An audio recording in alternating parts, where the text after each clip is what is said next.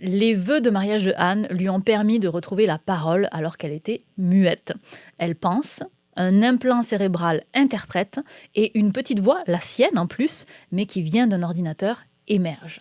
Elle avait perdu l'usage de la parole suite à un accident vasculaire cérébral il y a 18 ans, alors imagine l'impact de cette nouvelle technologie sur sa vie. Et justement, la grande nouveauté ici, c'est la quasi-simultanéité. C'est un nouveau système boosté à l'intelligence artificielle qui détecte les mots pendant que Anne les forme dans sa tête, les transforme en paroles audibles en moins de 3 secondes. Je claque des doigts, mais vous voyez un petit peu à quel point ça peut être instantané, contre 8 secondes avec les approches précédentes. Oui, et l'implant lui-même est une petite prouesse technologique, parce que c'est une fine plaque rectangulaire, pas plus épaisse que du papier, qui contient 253 électrodes quand même, et elle a été placée chirurgicalement à la surface du cortex cérébral d'Anne, plus précisément sur les zones impliquées dans la production de la parole, évidemment, puisque c'est ça qui nous intéresse.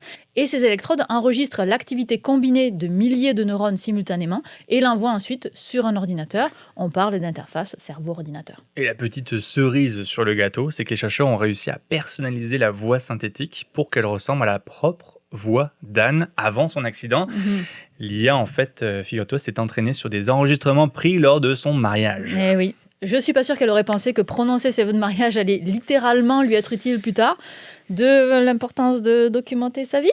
Oui, puis de nourrir les intelligences artificielles. Ouais. Je sais pas si c'est exactement le message qu'on veut faire passer, mais en tout cas, pour cet usage-là, c'est très utile. Absolument. Voilà.